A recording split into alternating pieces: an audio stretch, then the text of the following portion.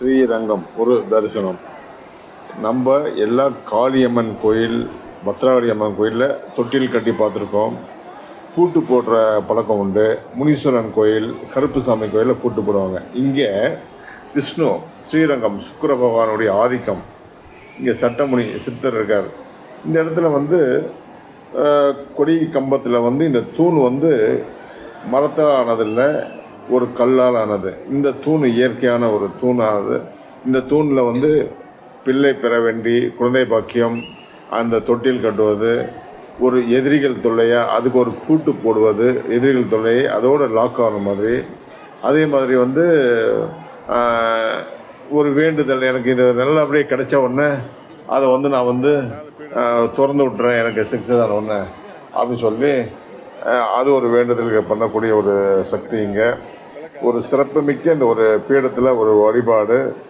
இந்த விளக்குகள் 5 விளக்கு ஏற்றி ஒரு தீபம், இதெல்லாம் ஒரு வேண்டுதல். இந்த அகல் விளக்கு இதெல்லாம் அணையா விளக்காக எரிய வேண்டும் என்ற ஒரு இறைவனுடைய வேண்டுதல்.